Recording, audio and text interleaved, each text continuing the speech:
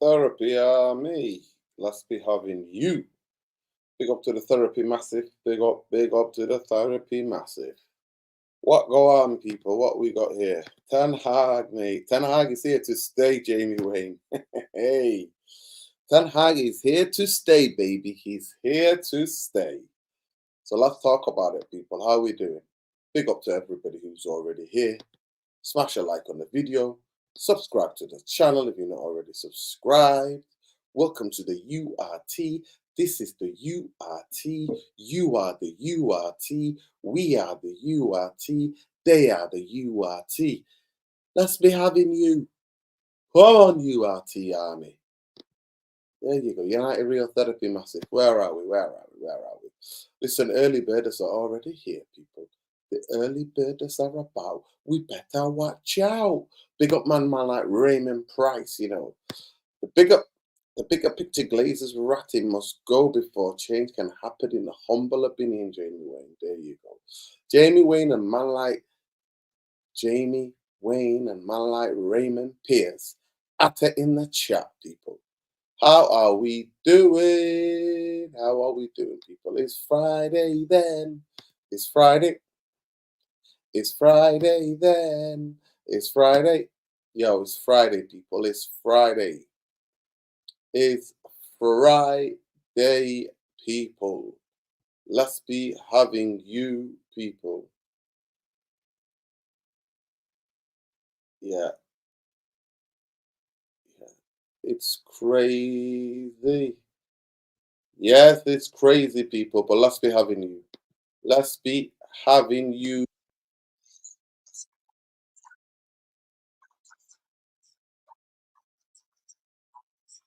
Put a shot on that. See? Big up, people. What go on? Big up, people. Big up. Big up my room. A long time, bro. Myself flip a game on the man them. Yes. Marcel is a clown, like he said. Yo, big up Marcel, first of all. I don't know what games he likes to play, but big up Marcel. Welcome to the Resistance, man. This is the Resistance channel. This is the most humane channel on YouTube out in these YouTube streets. Because here we talk about everything, people, everything that's on our chest. We see the humanity of everybody, and we ask everybody else to see our own humanity, people. That's what we do on this channel. So welcome, people. Let's be having you. Let's be having you. Let's be having you.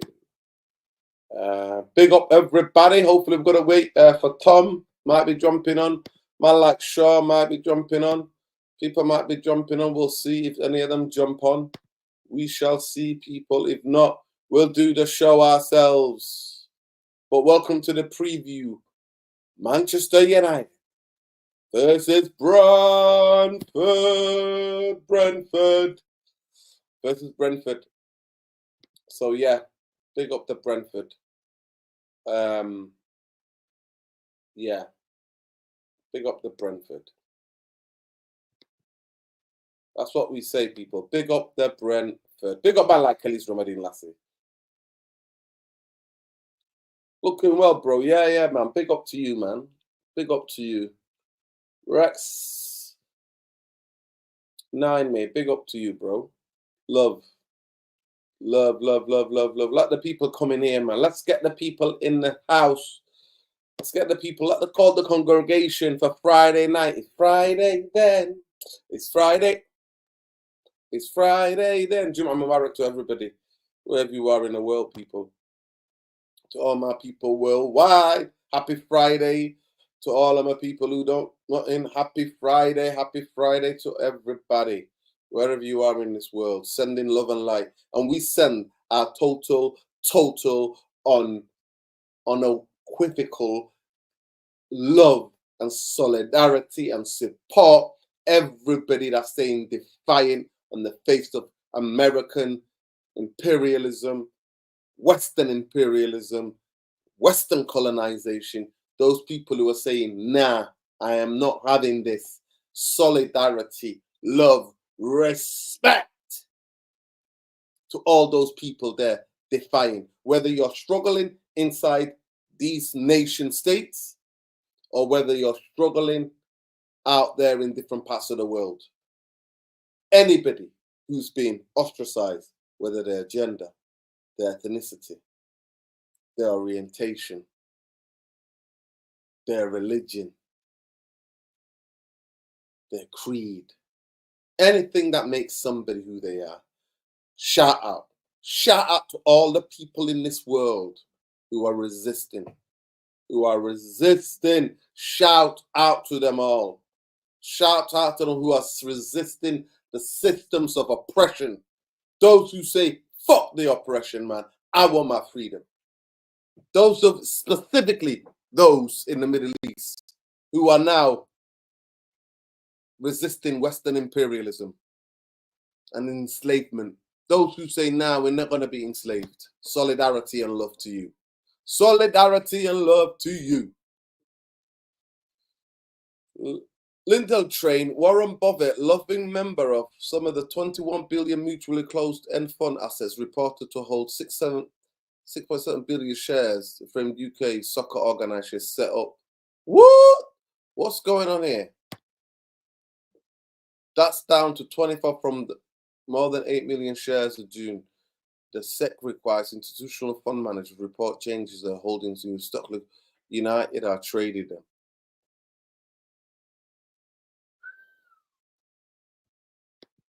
Man UFC are making a short list. Hey, big up Tom. Let's get Tom in the. Let's get Tommy on the board first. Tommy, big up. What's going on here, lad? He's hitting me. You know what? That Khaleesi comes in here. I'm just trying to big up all the people there who are oppressed, whether they are at home or abroad. And he comes in with stuff like this, and I'm like, what the hell? Lindsay Train. They're one at share. Yeah, they're a minority shareholder in Man United. Lindsay Train. Boy. Nuruddin, thoughts on Beckham Rio interview? I didn't watch it. No, I haven't watched it either, so I can't comment on it. I didn't watch it. I can't talk about that. Them man live in the past, mate. I'm talking about Manchester United right now. You can't be living in the past. Listen, Beckham, a great player, great professional. Beckham, great player, great professional. I say it. Beckham, great player, great professional. By the way, people, I'm staying at our Nicky's. I'm looking after their dogs, our Nicky's and our Claire. And I'm staying at theirs and I'm watching the dogs and I'm house sitting. So that's why I'm in a different place than the usual studio, right? So please keep telling me to keep my tone down. They live in a house. There's two neighbors on both sides. I'm not gonna get our Nicky bloody kicked out of their home because my big mouth is too loud. You know what I mean, people? So let's keep it tonight, okay? So please monitor my tone, people. You need to monitor the tone. All right? Tommy, are we all right, lad? Yeah.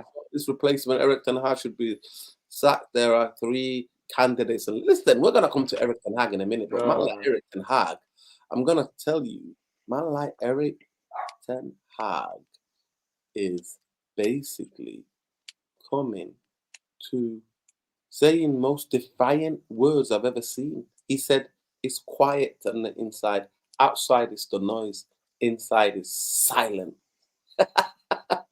It's quiet, he said. He said, I'm not going anywhere and I ain't going nowhere. Nagelsmann is really interesting, man. You see clear plan, career United, part of that. However, at the moment, there's no chance United want to change Germany to that. Okay. So what's the point in fucking talking about it? You say he's interested. You say he's interested, and then you say there's no chance. So what's the point in saying anything? Yeah. Big up. Stupid. Big up to Khaleesi, chief of the United Real Therapy. I better check out what he's sending me. Tommy, how are you? Let's talk, lad. Talk to me. Where are we? Yeah, doing good. Listen, Tommy, where are we today? Where are we, pal? Back up north. Back up north. Back up bloody north. Big up to you, lad. You're back in the 7 years. Yeah, back in the 7 I got back a couple of hours ago, but yeah. Yeah. Not too bad. Yeah, big up Khalees. Listen. Big up, Khalees, yeah.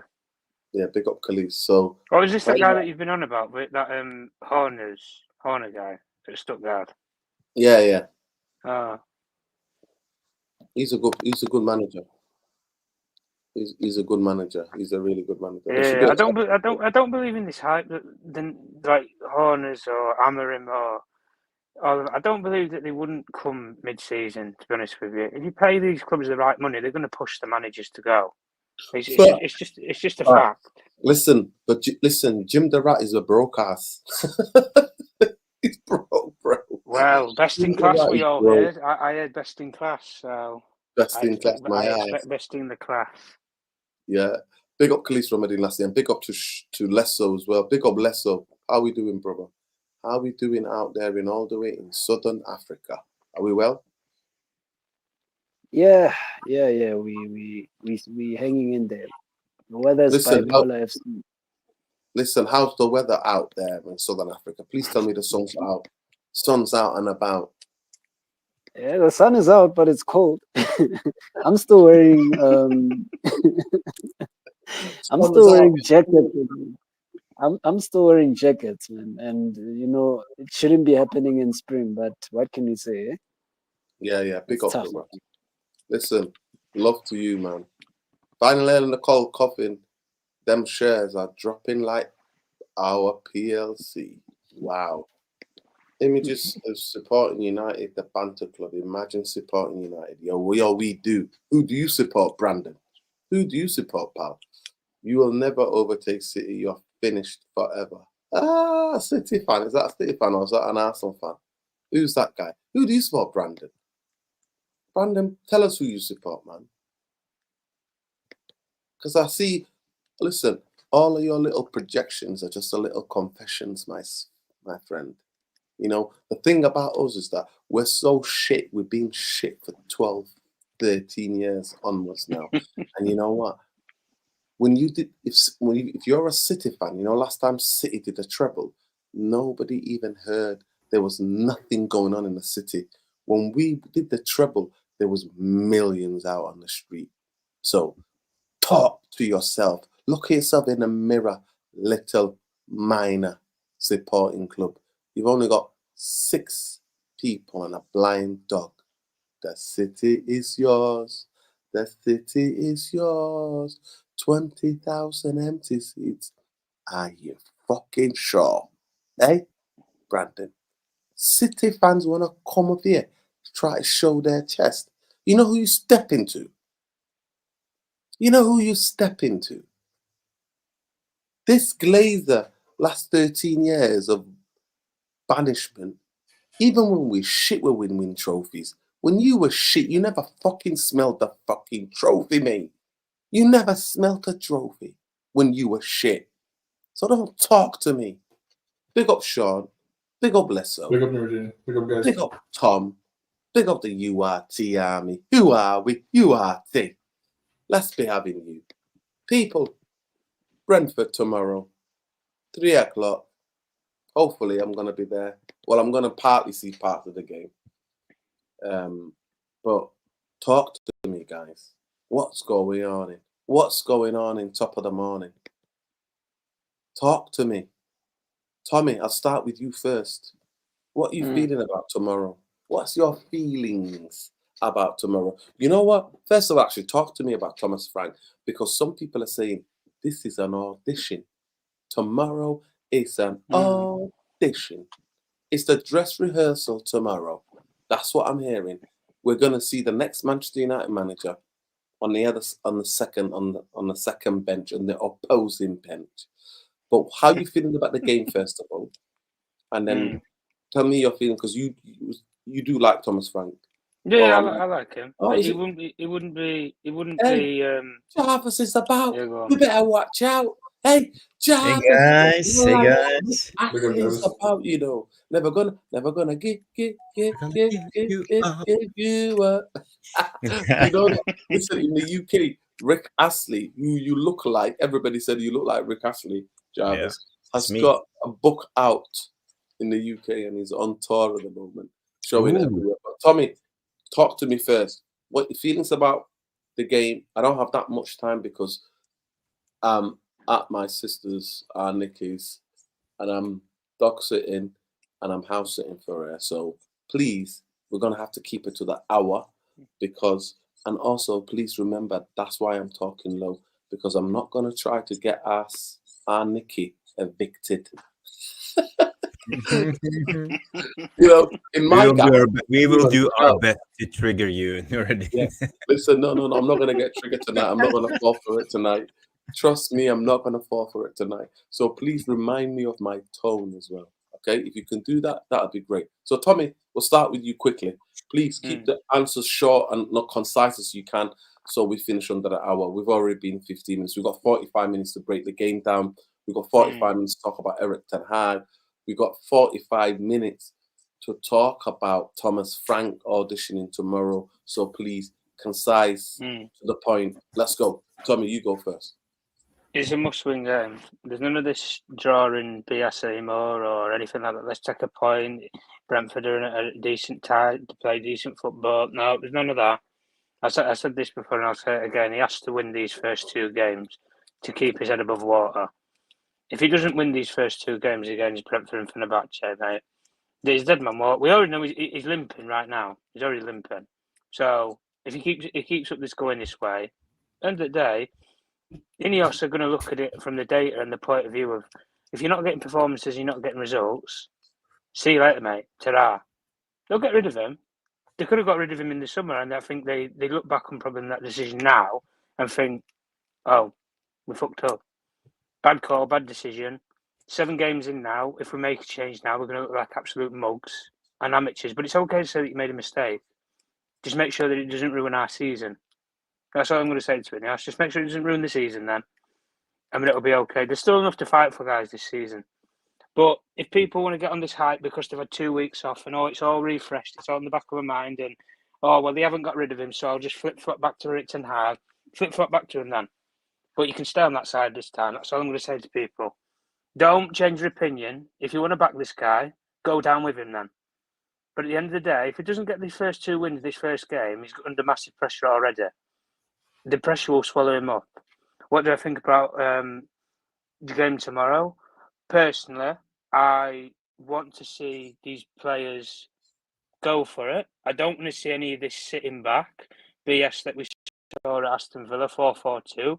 No, I don't want to see that. I want to see us actually go for Brentford. We're at home. We need to be aggressive. We need to be tenacious against them. And at the end of the day, Brentford's game, we already know this with Thomas Frank. He's come to Old Trafford last year and he put on a masterclass and he should have won. Barring 2 late McTominay goals, he should have won. They played brilliant for 90 minutes. If we want to put it for the way it is, discipline in terms of midfield, I personally want to see Eriksen, Casemiro and Ugarte. If all 3 of them are fit and all 3 of them can play, that's what I want to see. I don't want to see Fernandez start tomorrow. I've seen enough after the international break from the Villa game onwards. We have to make changes, guys. And if Eric Ten Hag wants to keep his job and stay long term, he has to make big calls and big decisions. And I don't think in tomorrow's game, where Brentford are going to transition on you, you're going to need a player like Bruno Fernandes losing the ball high up the pitch for you. Because if you lose the ball high up the pitch, Brentford can kill you on the counter-attack. And that theory that we all think that was put out at the weekend about Johnny Evans might be starting at left-back, start him against Burma, mate, he'll retire him. He will absolutely retire him because he will absolutely break the fucking bloke's legs. Up and down, that player, up and down. We don't have players like that. We have direct players. For me, I just want to see us go for it. What's he got to lose? He has to win anyway, so he might as well just go for the games. Go for both games now. And finally, what do you think about Thomas Frank as a coach? Listen, I like him. He's very adaptable. I think he's a good manager of his players. Shows his support to his players and stuff. He doesn't necessarily, as I call it, throw his players under the bus when it comes to the media. He doesn't bring up private conversations or what happens privately within training and completely blitz players in the media. Listen, there's ways that you can handle professional footballers, but every footballer is different. You can't treat them all the same. And especially with how social media plays a massive impact on players contribution-wise, if a player doesn't agree with something that a manager says, they speak out about it on social media. They couldn't do that 15 years ago, 20 years ago, because it wasn't advanced as it is nowadays. But for what I like with Frank, I like the tactics that he implements in game. Even in game, guys, they're very quick, rapid start in a game. I think Jarvis, we discussed this on Monday's show where with Brentford they score. I think they've got the most goals within the first 5 minutes in the Premier League, if I'm not mistaken, at the start of this season. But at the end of the day, I want to just see us go for the game, go for Brentford, not hold back. Listen, try something new. Play 3 at the back and surprise us all every Ten Hag. You've had 2 weeks off. I need to see where you've made some adjustments or you've made some improvements. If they've gave you this faith or renewed optimism from above, okay, let's see it then. You need to come up with something new, because if you're sticking to the same old BS, mate, it's not going to last you very long. And listen, I'm not going to flip-flop on the same decision. I made my decision before the international break, a couple of games at the start of the season. I've not seen anything different up to now that's going to change my mind.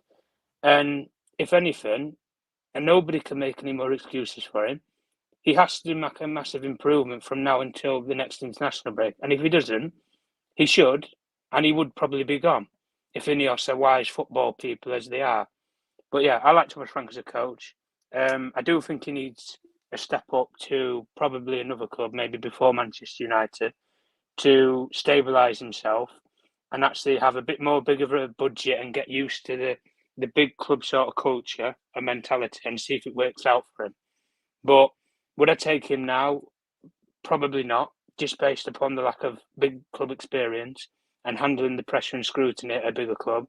But if he took a sideward step, guys, and he went to, let's say, I don't know, an Everton, or maybe if the Villa job came available, if Unai moved on to pastures new, take a bit of a step up with a club with a bigger budget and let's see what he can do. And then maybe we might go from there. But I do think there's better candidates out there that have more experience at the top level that we could get. That's what I would say on him. Big up. Go ahead, Lesso. What are you feeling about tomorrow?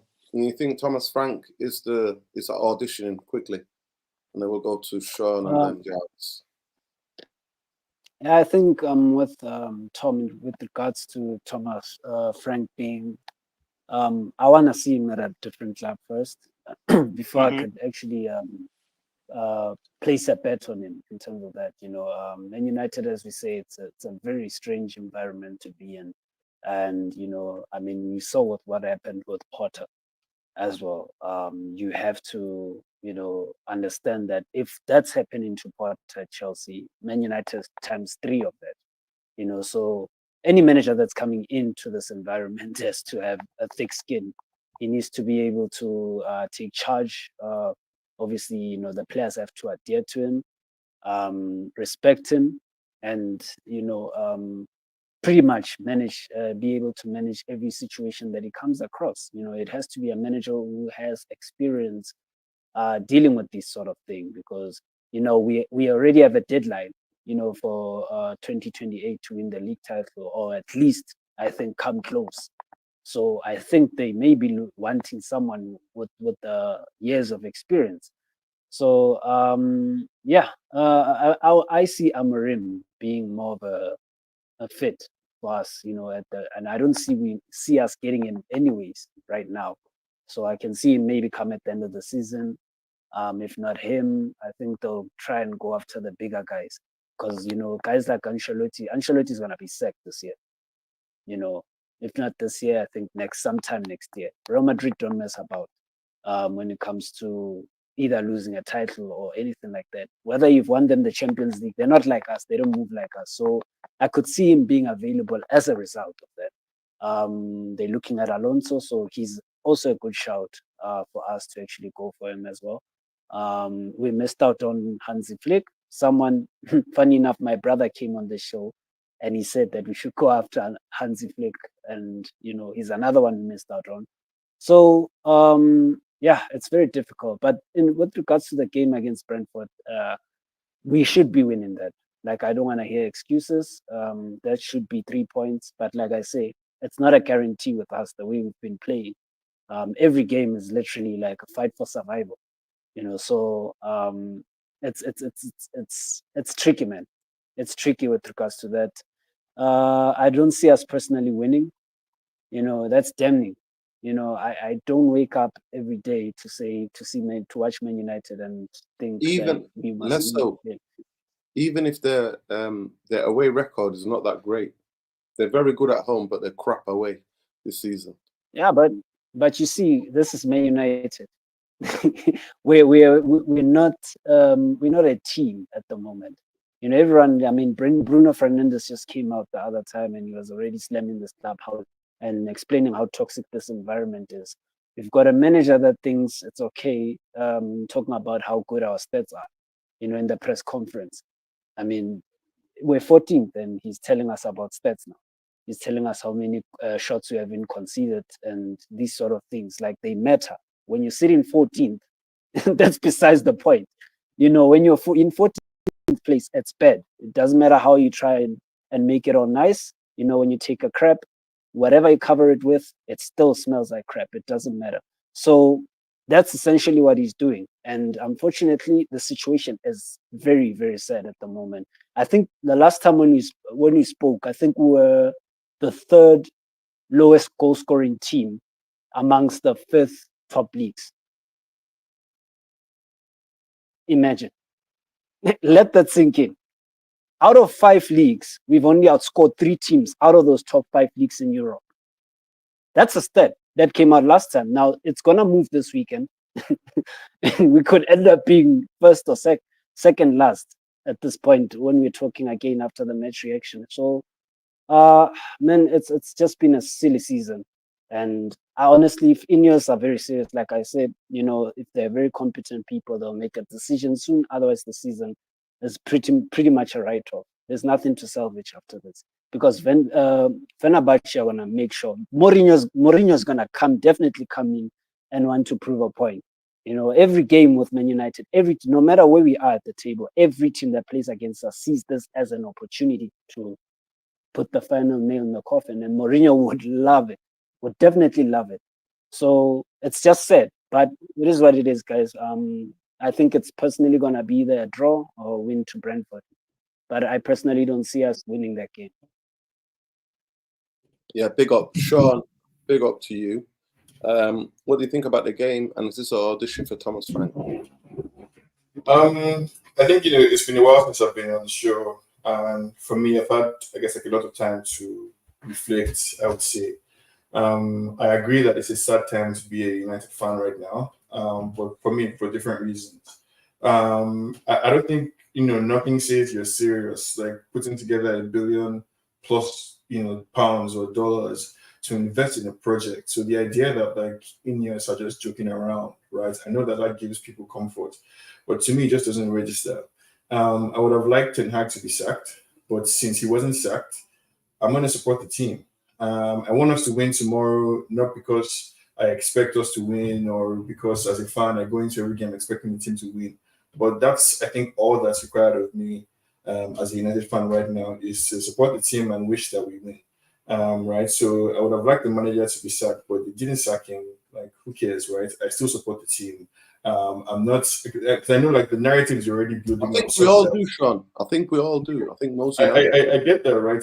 I just think that the narrative is building up such that it's heads, we lose, tails, we lose, right? So if we beat Brentford, it will be because Brentford was shit, right? So going into the Aston Villa game, everybody expected us to lose terribly, and when we didn't lose terribly, it was because Aston Villa were so poor on the day. And I expect the narrative to be the same thing against Brentford. So I think for me, like, I don't particularly like. I'm not interested in the soap opera around Ten Hag or around like Thomas Frank, right? Because I think I'm with Ten Hag that it's a fairy tale being spun by the outside environments, right? And when we talk about toxicity, I don't see how you can divorce toxicity from the conversation that we're having right now, from the endless speculation every day around whether or not this day will be the manager's last year, right? And so I'm choosing not to participate in that aspect of the conversation. And I think now that it seems like Ten Hag has been backed internally, I hope that gives him the confidence to, go after the players and to make the decisions that maybe he didn't feel secure enough to make. If he loses more games, he's going to be sucked, right? I don't think we need to state the obvious like so much. So I'm not looking for him to try anything different. I think if what he's doing is going to work, he has to stick to the plan, basically, right? And what we need from him is more integrity in terms of the choices that he makes with regards to the players that he selects, and so on and so forth. So, stick to the plan. I want us to win against Brentford. I would like us to win. I think we will win against Brentford, and I think for me, like that's all I'm going to contribute, I guess, to the conversation, specifically about the football, who I think should play, what I think the formation should be, where I think our weaknesses or strengths are. But the specific Thomas Frank Ten Hag conversation, I honestly, couldn't care less, because I don't think it's intellectually consistent to say that you want Thomas Frank to get a bigger job first, and then say you're interested in Sporting Lisbon manager. Because as far as I'm concerned, in 2024, Sporting is not a bigger club than Brentford. And there's no science basically to this thing of like a manager, which manager comes from where, whether or not they need to go to a bigger club. Unai Emery, for all intents and purposes, failed at a big club at Arsenal before going on to be very successful, at least it appears to be, at Aston Villa. So there's no science to any of this stuff, right? We all just want the team to win. And I think that's where I'm choosing to now rest my thing. I really don't care whether it's Ten Hag or Thomas Frank. I'm interested in football specifically, and supporting the team. Big up, Jarvis. How you doing? You good? Yeah, I'm good. How are you, Nordin? How is your My ears. You know what? One of them is not as bad now, but the other one is still blocked. Oh, that's why I'm not being live, and then I try to do lives in the daytime a couple of times. But big What up happened to your ears? ears are blocked. Yeah, I've been to the doctors and everything. Ears are blocked, and like I keep getting blinding headaches. But it is what it is. Big up Alien Tunnel. Sacking Fergie was a major mistake. Believe me. Wow. Believe me. You know what, Alien Tunnel? I am really devastated for the 250 people who got sacked by Jim Durrant and Ineos in the summer. And Fergie's a multi-millionaire. I promise you, he's not going to starve, and he's not going to freeze to death this winter like most of the pensioners in this country are going to. A lot of the pensioners are facing a death because of the winters coming. And this country has cut the winter fuel allowance. So we know where. But Nordin, just of curiosity, the 250 people sacked at the club. What kind of positions did they occupy? Was it like office jobs or? Yeah. Okay. Office jobs. Working class people, bro. Office jobs. Listen, Manchester United at one point used to employ around 1,000 people. A quarter of the workforce has been cut because of the mismanagement of this fucking owners. And Ineos are taking it out on them. So for me, the Fergie thing, the only thing I'm interested about Fergie is, well, he spilled the beans. Now that he's no longer getting that hush money. But Jarvis, talk to me about tomorrow. Talk to me about Thomas Frank. You're a fan of Thomas Frank as well. Where do you think the game's going to be won and lost tomorrow? How do you see the game tomorrow? Yeah. It's going to be. We know Brentford. We have played against them many of times. Thomas Frank. He likes to set up in a little bit more of defensive lineup with counter-attacking play. He likes to set up traps, they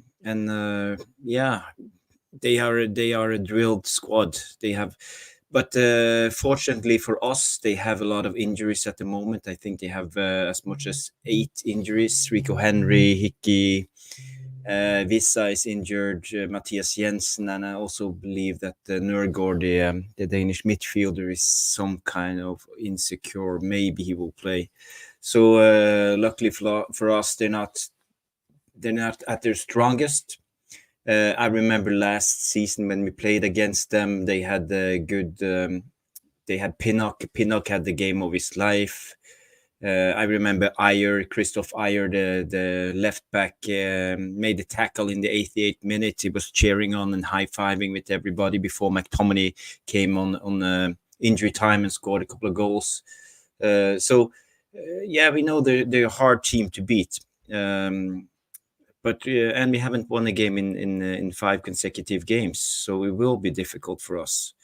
I see this as a chance for a turning point. I think we have a decent chance to win against this Brentford team because they have injuries. They're not at their strongest.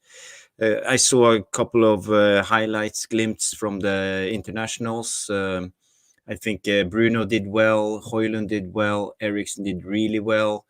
So maybe they played themselves into a little bit of confidence and good form. So there is a chance that maybe we will actually start playing football again, not as the Villa game, but actually play football.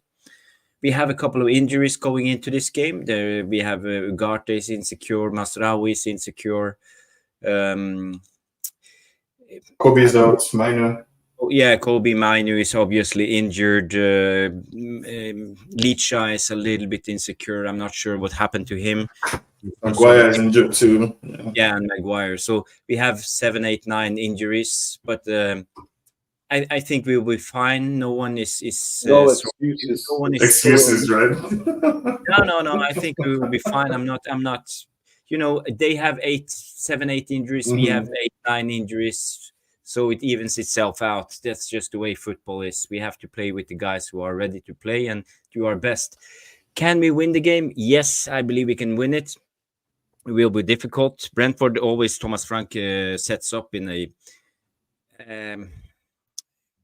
5-5-2 formation, more of a 4-2-3-1, but 4-3-3. It depends, you know, but they're really tactical and they're well drilled. They can come at us at the opening minutes. They have an opening game, like a set play from kickoff. We have to be aware.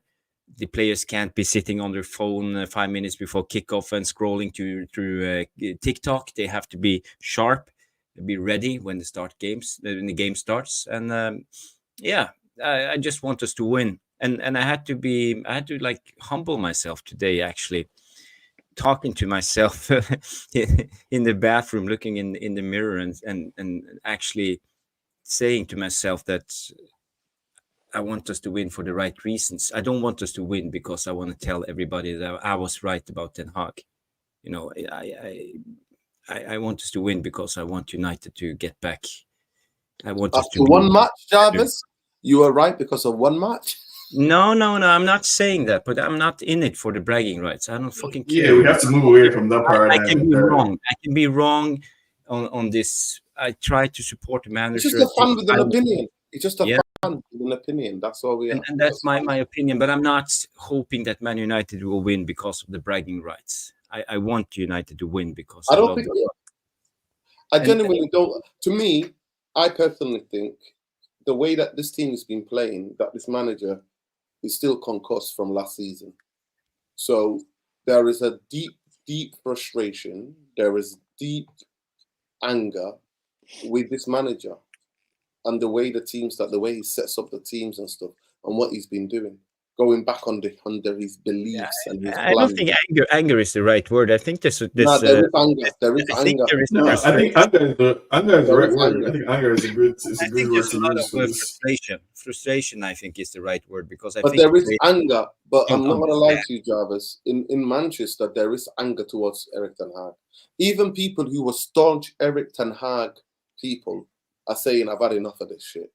Well, the anger is fueled with love. The emotion is contempt. I think they have contempt. It's fueled with anger and a lot of other emotions. Jarvis, if you speak to any Man United fan who went to that Spurs game, when they saw the Liverpool game and they got behind him after that result, they saw that Spurs game and they thought it was even fucking worse. It was dreadful. It was shocking. It was terrible. Every single time, whenever he walks down that touchline at 90 minutes, they always applaud him, and he applauds them back. Neither of them applauded him. No, the Stretford end, nor did Erik Ten Hag applaud them. That shows you something. He lost majority of the fan base and Old Trafford at that game, and one game is not going to turn that all around, and suddenly everybody's going to start believing in the guy again. If you want some belief, I've said this before and I'll say it again. He had a chance in the summer where he could work on something for a whole summer to show us something different and improve on something different this season. You can't use injuries as an excuse. He had a fully fit squad at the start of the season. So in the 7 games, nobody's seen anything stability-wise, consistently week in, week out, that is similar. It's either we play against a top team and we do what we did at Villa, which was go 4-4-2 and compact, or he then tries to adapt and changes the personnel. For whatever reason, he never plays Ahmad in the big games. I don't know why. It baffles me when he's one of our best attackers. I think he's probably our best attacker at the moment right now that we've got. And he doesn't play him against Liverpool. He doesn't play him against Spurs. He doesn't play him against Villa. What are you holding the kid back for? You're fighting. You're fighting a lost battle already. And at the end of the day, when I look at the options of the guy, he's had a 2-week break now, Jarvis. So with this Brentford game, we should see something different. We should see an improvement.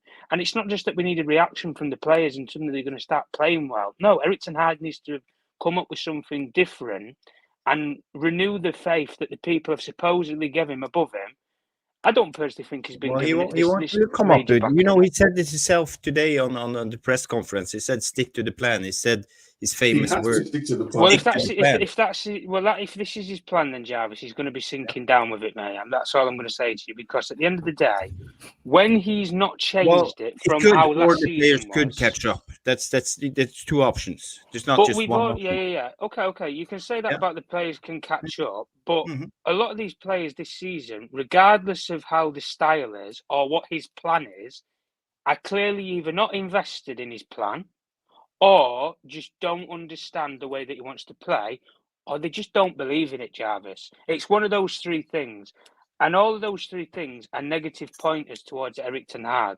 And when you look at where we are in the league, if we take context, the league performance is terrible. The European record that we have at the moment is terrible. The only thing that this guy has to back up on is his cup record is quite good in the Carabao Cup and in the FA Cup. That's it. That's the only thing the guy really has to rely on.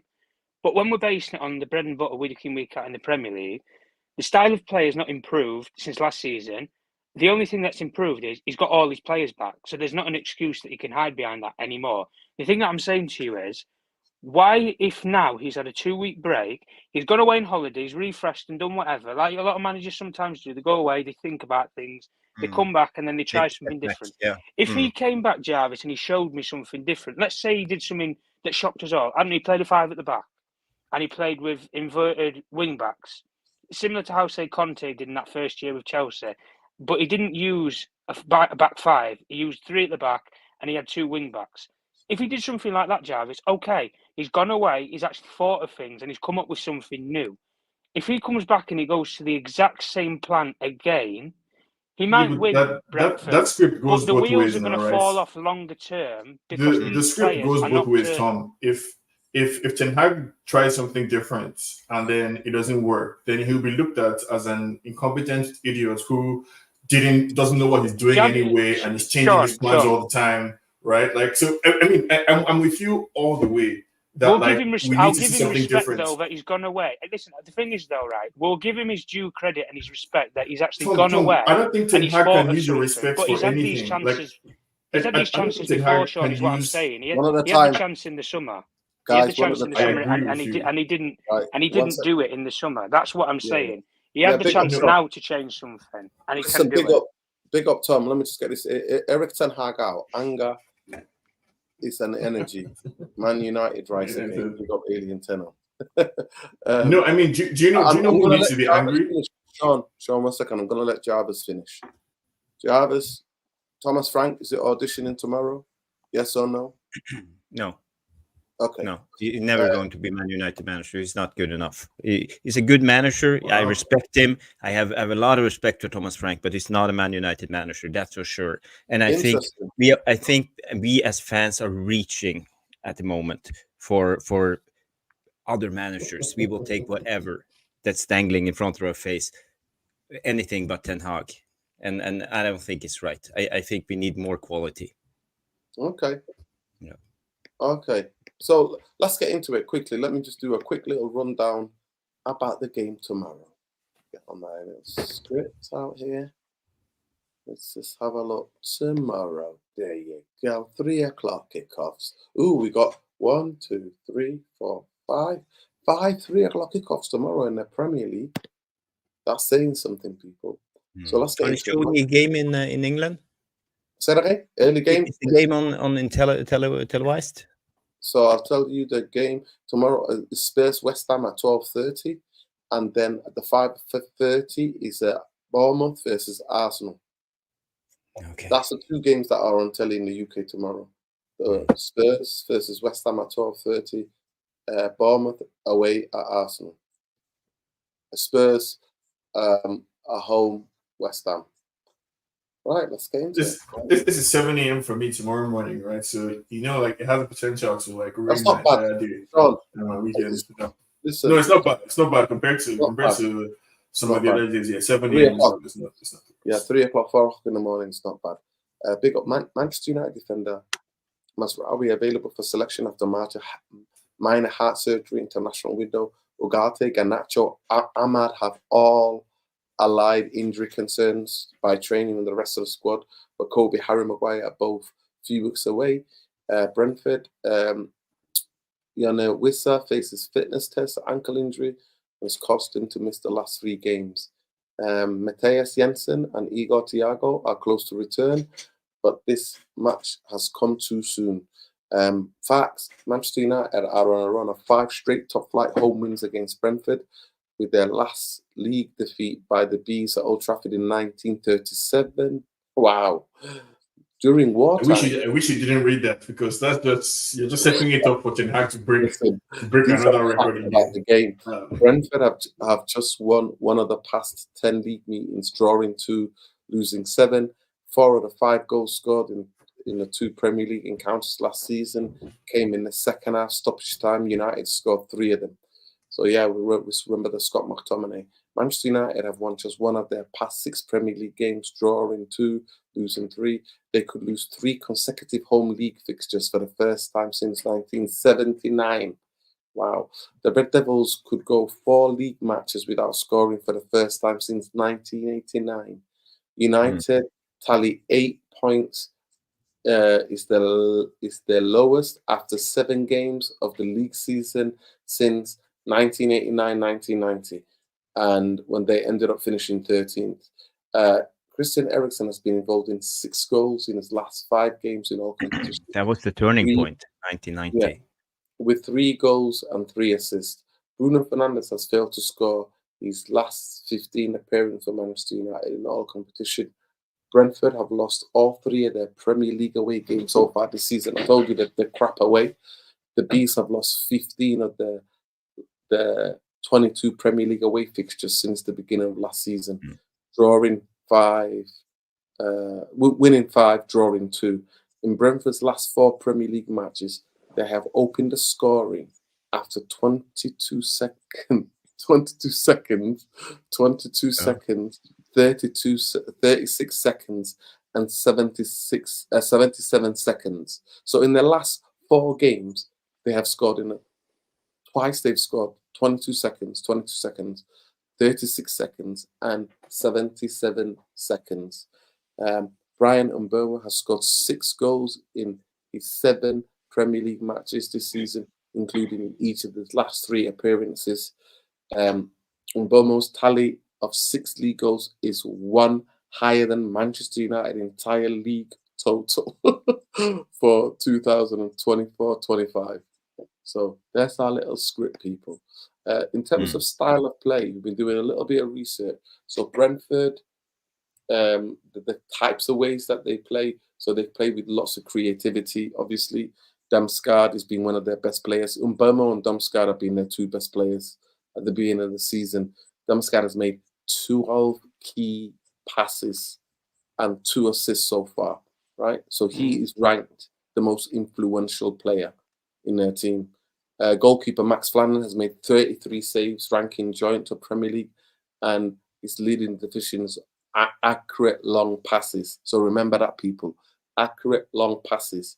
He is leading in the division for the athlete. He's number 1 for the best long balls, right?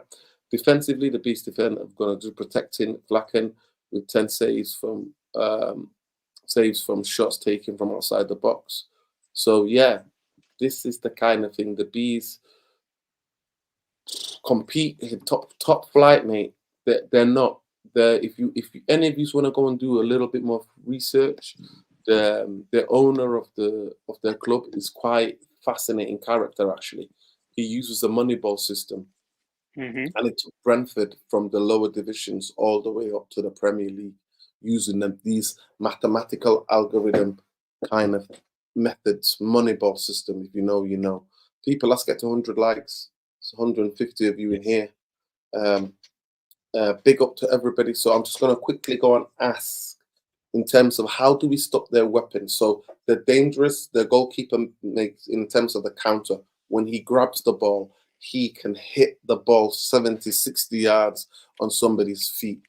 Right? We're really bad again at times. Tomorrow, Manchester United are going to be asked to attack because Villa, we were away and we played more compact. The attacking onus was not on us, because everybody was afraid of Villa.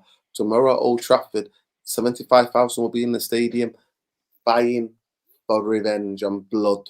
So the attacking emphasis will be on Manchester United tomorrow. So we know that their long ball from the goalkeeper is dangerous. We know Damsgaard is super creative and had one of the best starts to a season that I've seen him. We know that they're quick starters. Like I said, in the last 4 games, 22 seconds, 36 seconds, 77 seconds, they scored a goal. They've got this weird thing where they get 1, 2, 3, 4 passes, get the ball in the box, and there's about 3-4 players in there, right? You go and look at the way they score their goals, right? The reason why they've been catching teams are straight from the kickoff. They've got this system as 1, 2, 3, out wide, get it into the bloody box. Nora, right? if you won the coin toss, if you were the captain, would you choose the ball or the kicking side? I kick off. Yeah. Stop 100%. The kickoff. Yeah. Stop the kickoff tomorrow. So I hope Manchester United are prepared. All right. The goalkeeper, like I said, Damsgaard is a danger guy. The corner, the free kicks, they actually use this fascinating system where they all go to the near post and then some of them run back, or they go to the far post and everybody runs in. They're quite dangerous. They are extremely well coached, extremely organized. I never watch Brentford and think they don't know what they're doing. That's why people are linking Thomas Frank, even though you think he's not good enough, right, Jarvis, that one thing he does, he literally pours every little bit of talent out of the players. And because the players are not as highly quality, he gets them to be competitive. Now, he has to do something about the away record, right? This season, 3 away games, bam, already got slapped up, right? But saying that, tomorrow he's going to fancy it. So I'm going to stay with you, Jarvis. What do you think the score's going to be tomorrow? Well, I'm usually quite pessimistic when it comes to the score predictions, but this time I'll try to be more optimistic. I think it will be a high-scoring game, and hopefully we will win it 3-1. That's my prediction. I think there will be openings, there will be chances. We have to be clinical. We have struggled with scoring goals this season. That's been our Achilles heel, and in the game, I think we are underperforming with 6 goals on the XG chart. So but I think Hojlund is starting to coming back to form. Hopefully he can get a goal or 2. Rashford has looked good going forward, not defensively, but at least going forward he's looked sharp. And we know Diallo, he's been good. So now only one who's missing, I would say, that's lacking form now is Bruno. But he looked good playing against Portugal, even though we played on the left side, better passing angles with his right foot. There's something there. I think Ten Hag needs to look into it, maybe utilize and give Bruno the freedom to roam a little bit more to the left. So yeah, there is chances, and I hope we will win 3-1, and that's my final prediction, 3-1.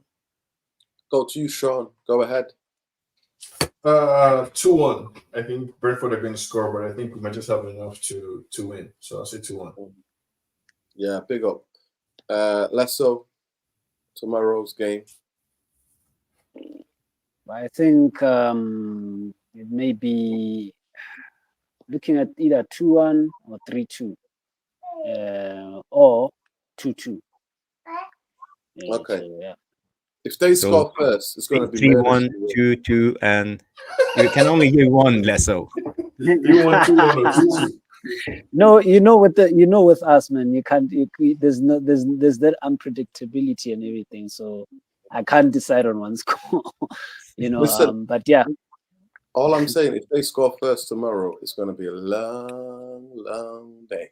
Strap in. Yeah, that's true. It's true. Get First your goal. seatbelt on. Even if you're at home, get your seatbelt on.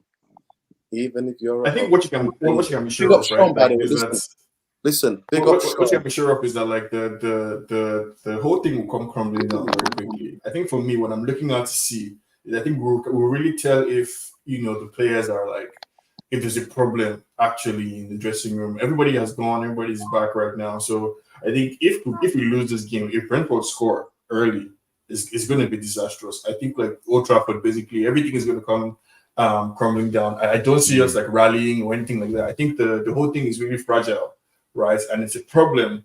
But like depending on how this game goes, I think people might get their wish sooner rather than later when it comes to Ten Hag. Win or bust, basically.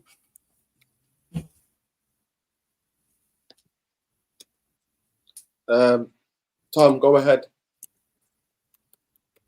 Yeah, I think we might nick it. I don't buy into what a couple of you guys have said, that there's going to be loads of goals in the game. If Man United win, if either team wins, I don't think there's going to be loads of goals. To be honest with you, it might just be a 1-0. 1-0. Listen, if Brentford score early, guys, if they're going to come with this 5-3-2 system, which they sometimes play when they go away to the big teams in particular, if they get that early goal, guys, they're just going to sit in, try and break us down, and then hit us on the counter attack, and it plays into their hands. We can't break teams down, for what people want to say. We don't put enough balls in the box for our number 9s, whoever plays it, to Hojlund, whoever. You can stick Rashford in there. Doesn't make a difference. You don't create enough chances for them to score. All of them need about 3 or 4 chances to actually score. They're not clinical enough to have 1 or 2 chances and put the ball in the back of it. They need multiple chances to score. And if we base it on the way that we have been playing at the moment, we don't look like we're going to score goals. So I don't know where this optimism is that we're going to get 2, 3 goals in the back of the net. I can barely see us scoring 1. We've got to start scoring one of these games, Tom. That's why people are a bit optimistic. No, of course we've got to start scoring. Tom, but listen, if he doesn't, Brentford can easily score in this game. They can. Off of a stupid counter attack or something, they can. So our set pieces, they're brilliant on set pieces, guys. So don't be under any illusion that they won't probably score tomorrow, because they probably will. But if I'm giving a prediction of it, I think if I'm going more positive at that, I think Man United might win 1-0.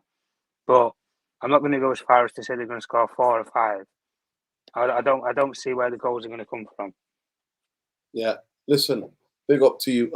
Quickly, concise. How do you think Erik Ten Hag is so defiant? Why do you think he's so defiant, Tom? Because he's Dutch, and that's how Dutch people are. They're very defiant. They don't like admitting when they're wrong. Loads of coaches and players have come out and saying when they've made bad decisions or they've made bad calls in the past. They never come out and actually do an interview or say something to say, oh, well, I was wrong with the way that I went about things, or maybe I should have done things differently.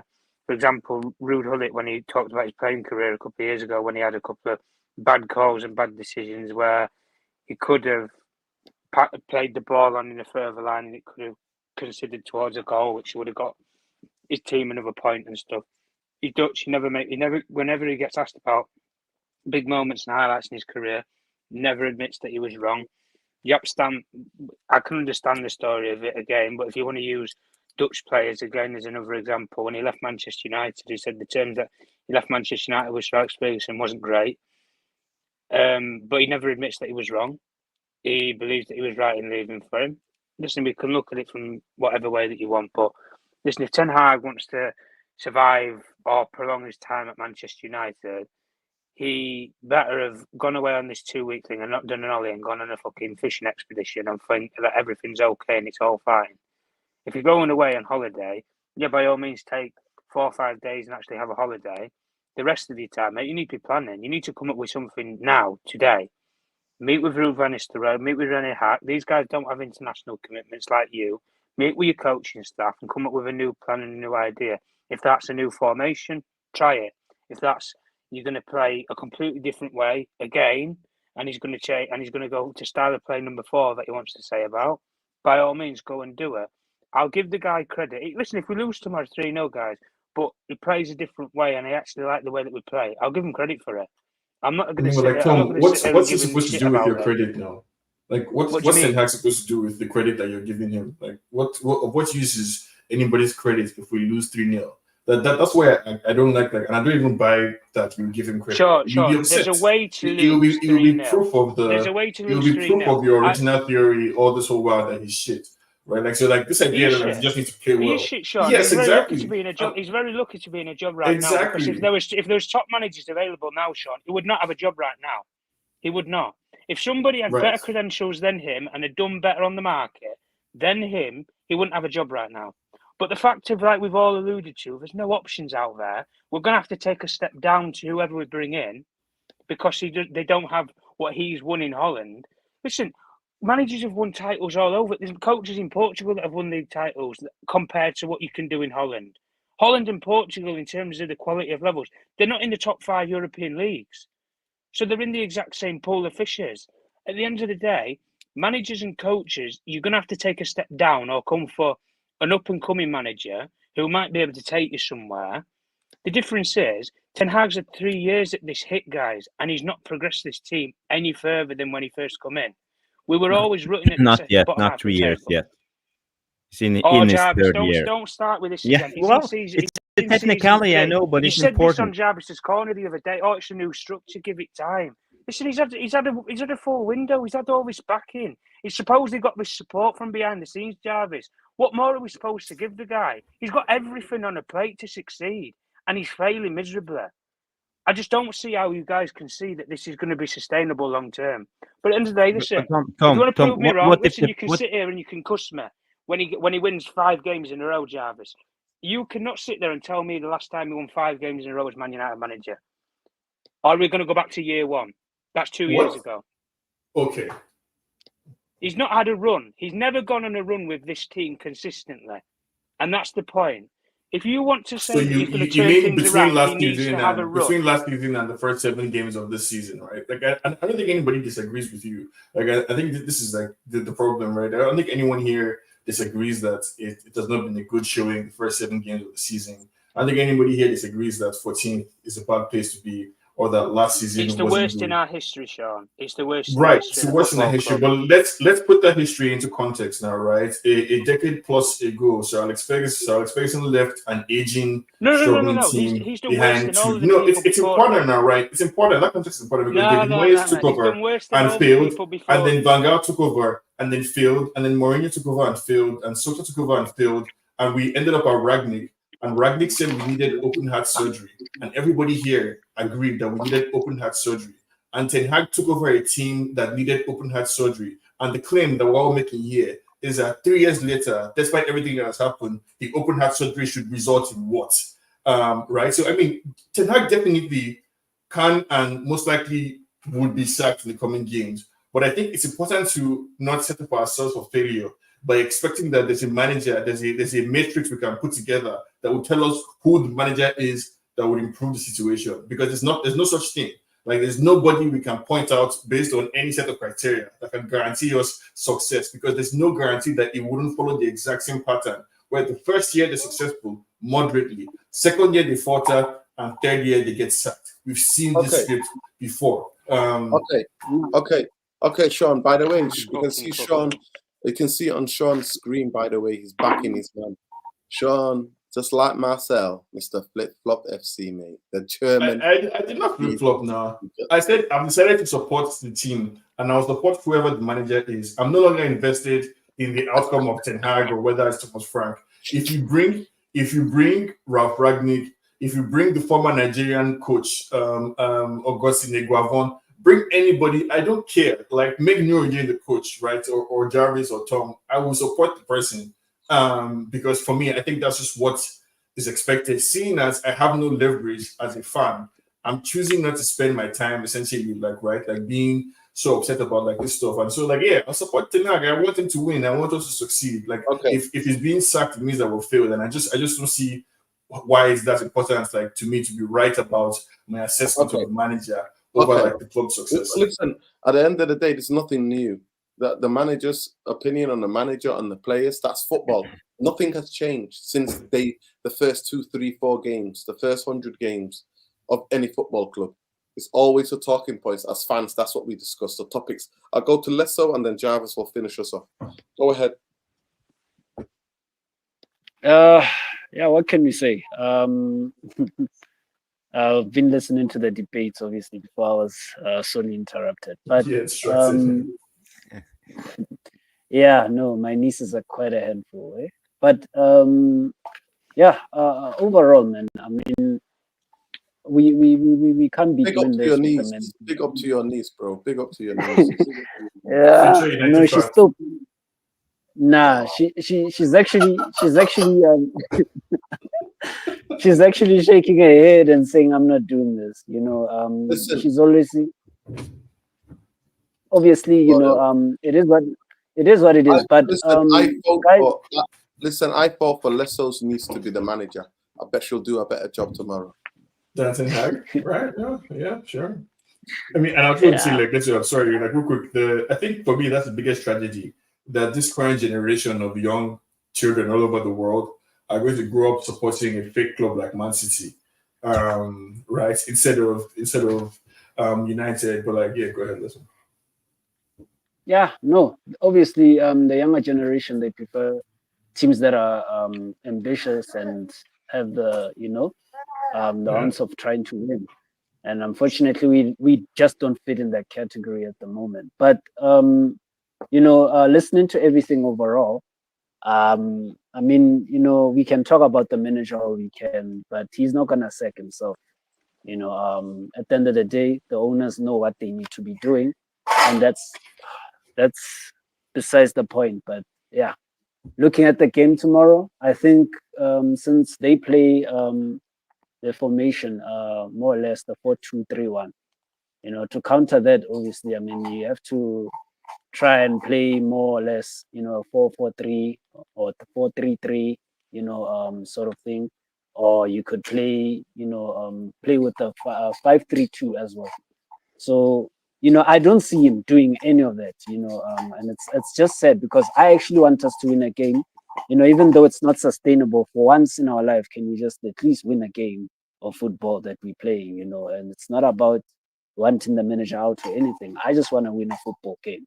Yes. You know, I forgot how that felt. How that felt like. I actually forgot how it felt like to win a football game. So I just want to win that, and you know, maybe we can come back here and have we discuss tactics instead of discussing this whole manager thing, because it's very tiring. Like I'm very exhausted. I'm not gonna lie. It's taken a toll mentally as well. You know, it's got me dodging games. You know, switching off games after 10-20 minutes because I'm tired, and you know, I'm falling asleep or something. So no, we have to seriously try and do something. Hopefully he wins even a game, you know. Let's those dodging the games, you know. Can you imagine you dodging your team playing? It's terrible. I'm gonna watch Spurs tomorrow. Hopefully, and hopefully watch a good game of football. What are we talking about? Spurs just lost, right? I mean, like, this is my issue. Spurs, they just lost last week. It's like, which Spurs do we love? The one that beat us or the one that lost to Brighton? No, I'm talking about the overall entertainment part. You know, we watch football for entertainment. Football should not be a place where we should be running away from. Like I said last week, you know, this should be a safe spot where you come, where you're running away from your everyday life, and you go into a safe space. Now, this feels dangerous. When I come here, it's very dangerous. So I have to switch it off for my own mental capacity and to deal with everything. So it's unfair. At least if we're losing and we're playing entertaining football, guys, I would not really have a problem. Like Noreddin always said, I would not really have a problem because I at least know that I'm getting some form of entertainment. So I'd rather play football myself at this point than watch Man United, and that says a lot, you know. Fact. So Uncle, let's go. Here. Big up. Go ahead, Jarvis. Finish us off, bro. Eric Ten Hag. We are monitoring Alvaro Caracas' progress at Benfica. We have a buyback clause. We loaned him to Preston Granada. He didn't play that much there, and we have the opportunity to sell him, but we have a buyback clause which allows us to control the situation. Okay. To me, I said it at the time, I'm still bewildered why this kid was let go. By the way, he's got 1 in 2 in the Portuguese league. I know you're thinking it's the Portuguese league, but 1 in 2 crosses, 50% of his crosses get to the player that he wants them. His ball progression is one of the highest. They play out. He's a fantastic player, man. What he did at Preston, winning the Young Player of the Year award, and yeah, well, we shall see. And we've had no left back all season. But Jarvis, the question is, why is Eric Ten Hag so defiant? Is this something that you know, only you and Eric know, that we don't know? Nah, well, basically, it's down to his principles. He talked about his principles the minute he came into the club. He has his principles, and he believes in them, and he will die by that sword or survive by that sword. But I would say tomorrow, it's a game. Football is a simple game. I played football, I would say, almost all my life, 40 years or something like that. Yeah, so I learned the game by playing the game. I didn't learn it by watching it on telly. I know how it is to be on that pitch. I know it's tough sometimes, but I hope tomorrow the players come out and do the basics, play simple football, pass, move in the right areas, scream, shout at each other, help each other to be better. I would love Casemiro to shout at Rashford to come in and tuck in and help defend in the midfield 4 when it's needed, so we don't sleep for 2 seconds and suddenly we have a big gap in behind Rashford and Brentford can attack our weakness. I want the players to help each other. I want them to do their best and actually play as Man United players, because that's what we all want and what we have been used to in the 90s and the 2000s with Ferguson's team. Everybody giving their all in the games. And it doesn't seem like that in a lot of these games. We have personal errors, personal fouls, passes from Casemiro, Rashford sleeping, Martinez not doing his job. There's so many personal errors, and I'm not trying to hang the players out to dry, but I want to see the right attitude tomorrow. I want them to come out on the pitch, because we are a better team than Brentford. We should beat them 10 out of 10 times. And I want it to be a turning point tomorrow of the season, and I want us to win. Simple as that. Jarvis, so you don't think any of the performances, any of the defeats this season have been down to structural? Yeah, definitely 2 of the games have been structural. Liverpool game and Spurs game. That was dreadful. But we have seen also good games. Crystal Palace. And by the way, but Jarvis, they're the only 2 teams that are of certain quality that we come up against. Yeah, but would you rate us as a better team than Spurs and Aston Villa, player for player, and the stage we are at developmental? Say that again. Would you say that we are a better team than Brentford than Spurs and Aston Villa, player for player? We should be yes. on par with them. Should we? For real, player for player. I think we're better. Do you think we are at that stage? We should be. Manchester United in terms of team. Yes, Jarvis. No, player quality, I would say yes. Yeah. I don't think Manchester United have. They've got better players than Manchester United, Jarvis. I don't see that. I do not see that. The big difference is that, Jarvis, the clue is there. It is there. Is that those 2 clubs those two teams are well fucking coached. They are well coached. Win, lose, or draw, you know how they're going to play. You know how they're going to play. That's the big difference. And no, a lot of people but don't how, want to admit that. but it takes a little bit of time, you know, to get everything to function, everything to go as you want it to be. They've had But- less of time than but Eric Ten the Hag thing has. is, you are in a way acting like the environment and the pressure at Aston Villa is the same as Man United or at Spurs. You know, there's no expectation in those clubs to win. Jarvis, Man United, we piss and moan when we win the FA Cup. Listen, That's how we are as a club. We have high fucking expectations, and the players are under immense pressure. And we're shifting out every time you do one error on the pitch. You hang out to dry on social media for 2 weeks. Your confidence goes straight down. Every single decision is microanalyzed. It will eventually take a longer time for us to build something. Jarvis and Sean, all due respect, if you can't stand the fucking heat, get the fuck out of the kitchen. Yeah, I agree. If you're a player, if you're a manager, if you're a coach that comes to Manchester United, easier said than done. And but do you think our players can stand the heat? Listen, if you cannot stand the heat, then get the fuck out of the way. At the end of the day, for me, this is simple.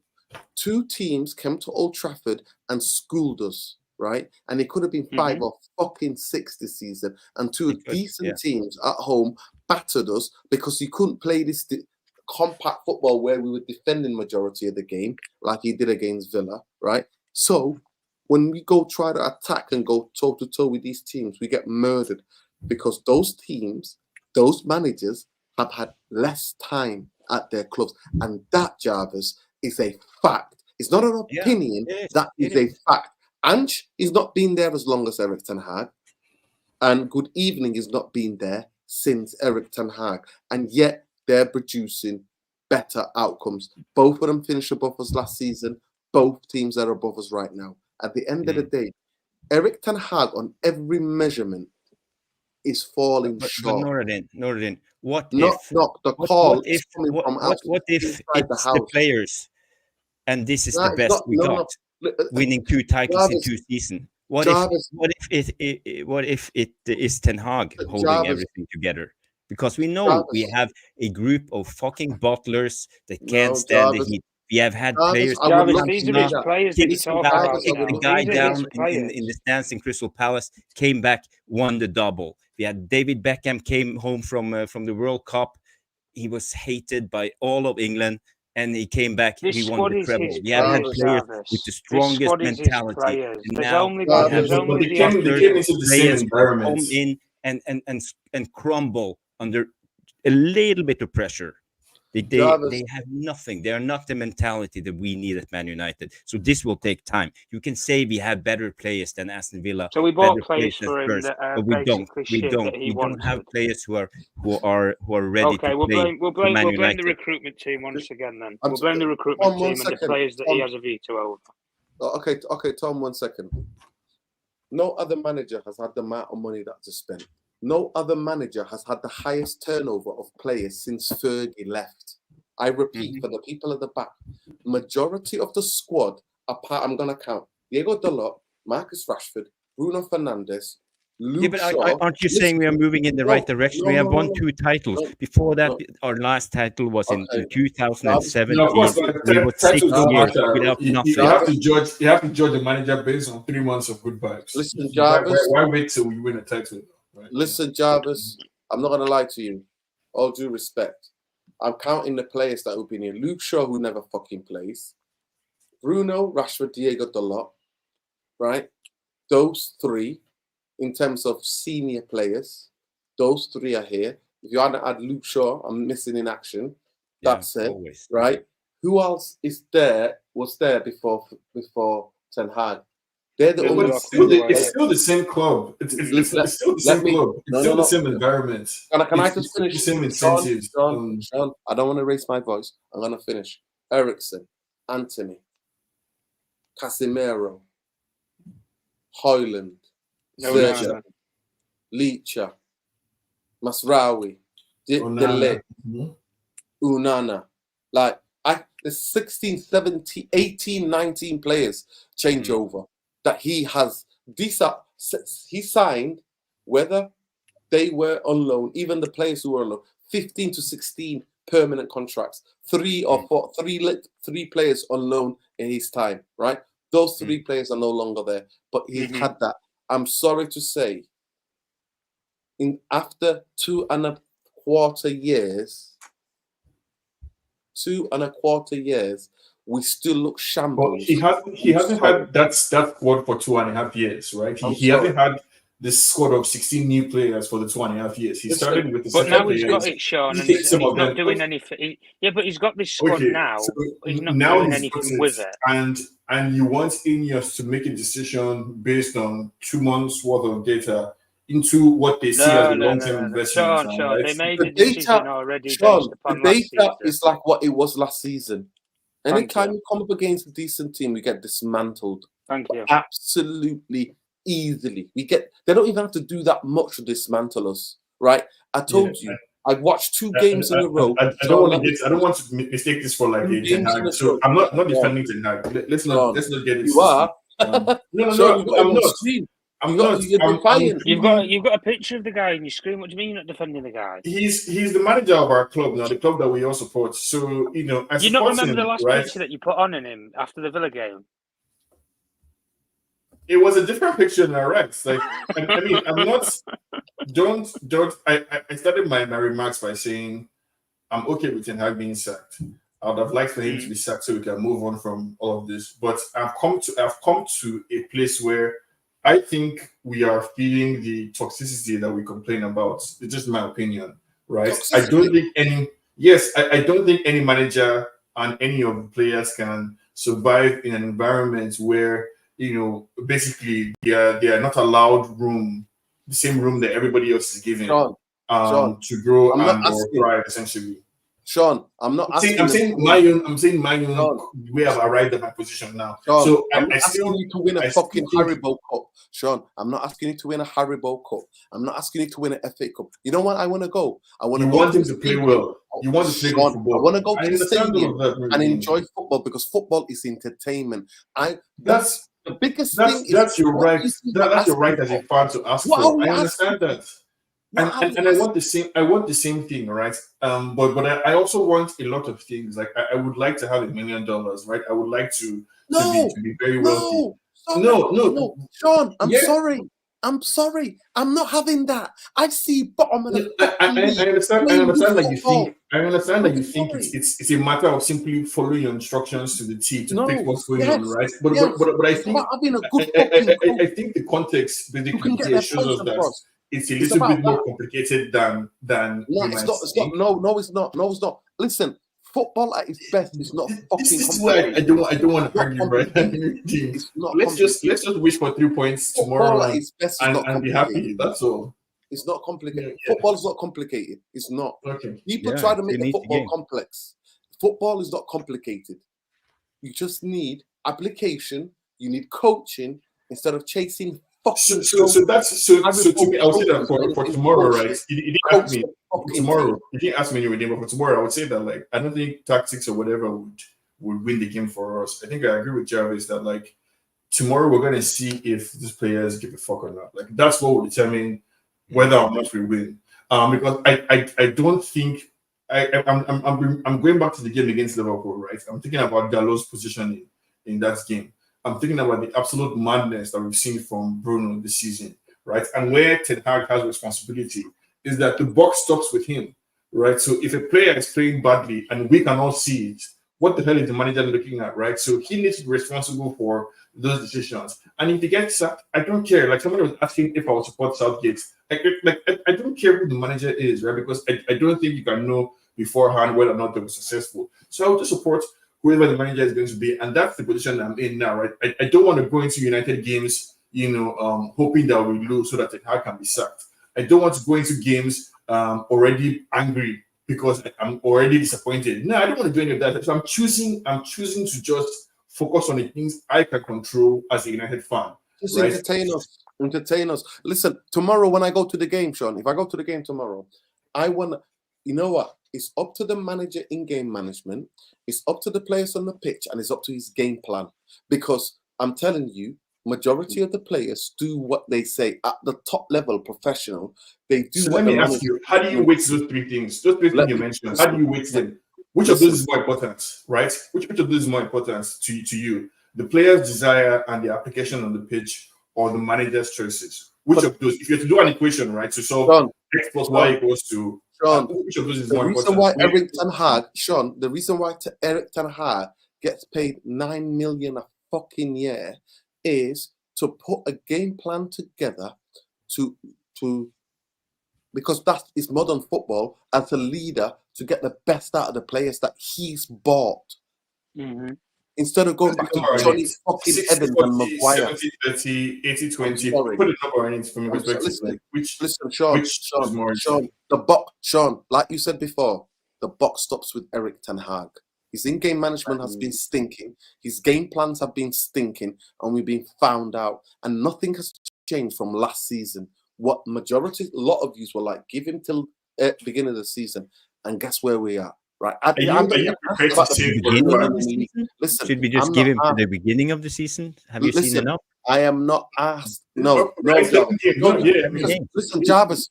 Excuse my language, but I'm not fucking judging Manchester United against Southampton or Crystal Palace. I'm judging Manchester United against Liverpool at fucking Old Trafford. 1 year. Spurs against Old Trafford, and against fucking FC20 at Old Trafford. These are the games I'm judging Manchester. The manager. No, so I was going to ask you, we're at home. To say that, you trust United players? We are at home at Old Trafford. I went to trust them? Listen, do you trust them? Let's say we brought De Zerbi, or your ideal manager, like whoever your best manager is. Let's say we brought them. One thing I know about those managers. Listen to me. One thing I know about those managers: win, lose, or draw, they will die on their fucking principles. Eric Ten Hag, biggest fucking coward. He reneged. We got beaten by Brentford in his first season, and he reneged on the way he wanted to play football, and he's never recovered ever since. And at 7 months, I called it out and said it's not sustainable. He's burning players out. I'm pretty sure that like 3 weeks ago, we were asking Ten Hag to be more compact. Sean, I'm at my sister. I'm at a house, not mine. I don't want people to get in trouble. So let me finish my fucking point. Let me finish my point. Right? Let me finish my fucking point. I say this to you. I say it simply. Eric Ten Hag is not a little mouse on the fucking corner. Eric Ten Hag has never recovered from when he swallowed up his principles, and he's a coward. He should have stuck to his principles, and instead of chasing fucking trophies, should have just thought, let me play down a plan, and understood where he was at as a football club. What about last season? Last season when he tried to do that? Listen, last season was a pile of shite. And then you know what? He kept saying, I got to stick to this guy. And then in the last 5 games, he shit his pants again. This guy has zero principle, zero fucking style. I think your issue is that you don't think he's correct. You don't think he has a good idea. Not that he's not. Let me finish, Sean. Please let me finish. You can come in. Eric Ten Hag has been found out. Now, I still to this day would want him to fucking maybe slip when he's coming down the stairs and bang his head and wake the fuck up. Let me say this: wake the fuck up, right? Wake the fuck up, yeah. Get a little bump on the head and wake up and think, shit. What is more important to this fan base? That 75,000 keep turning out each home game, right? So what do I have to do? I have to show whether we win, we lose, or draw. These fans sing the most song on the stadiums. Guess what? I'll give you a clue. We've seen it all. We've won a lot. We're never. That is the most song at Old Trafford. He has to understand what that fucking means. I think we're not in no rush. We're not in no rush to win no fucking Haribo fucking trophies.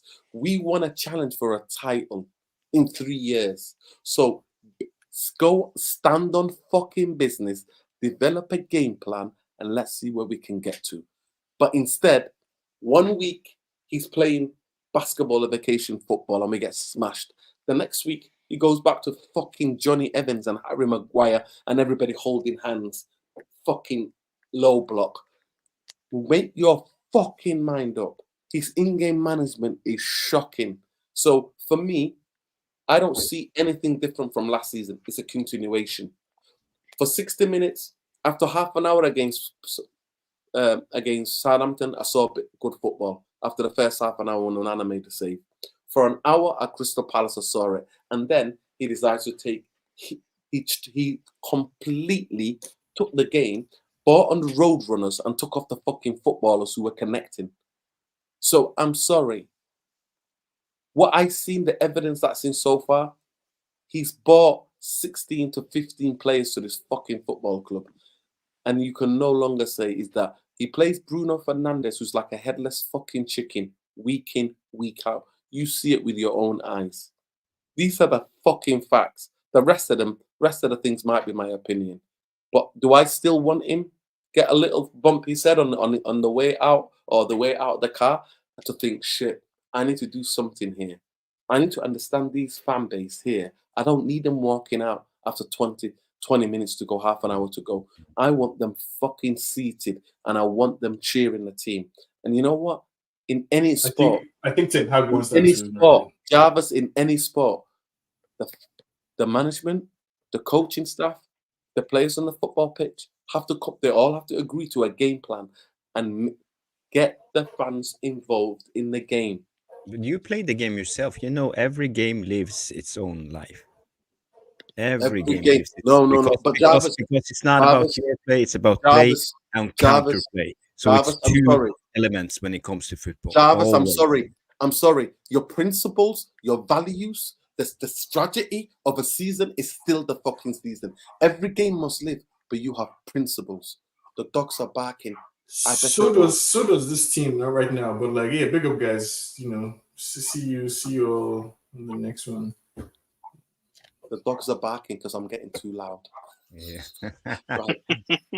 But I just want to add, big up, Sean. I just want to add when it comes to this channel, and you know, I see people get very upset in the chat when we talk, and they don't always agree with me or Sean and stuff like that. But guys, this channel stands for freedom of speech, opinions, and this is not a fucking what do you call it, place where people just blow air up your ass. We have opinions, we try to speak and this is the strong point of this channel. So guys, remember to hit the like, smash the subscribe and be a part of the therapy army. I would just say this is where we debate it out, people. Yeah, that's what makes a fucking channel. We debate it out. So here, every opinion is different, long as you keep it respectful. So don't make it not an echo chamber. Not an echo chamber. Don't make it personal. That's respectful. Listen, it's a matter of opinion. Sean and Jarvis believe in giving the manager a time. They had 5 new players brought in for him.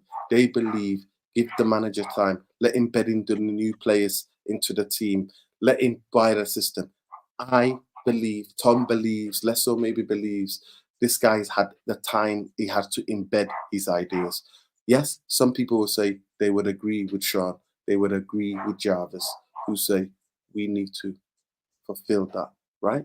So that's all it is, people. It's not that complex. So please do not call people horrible names. I need to see the good dogs. Like the video, subscribe to the channel. And what I say, Jarvis, make sure you check out Jarvis Bowley 77. You check out Man UFC Realist TV. Make sure you check him out. Tom Journalist 1 on here, on Twitter, at Black Rain on Twitter. And make sure you go and check out at Sean Thomas and check out How We See Things, geopolitical podcast, right? I need to go. Dogs barking. There's a baby next door. Take care. Good night.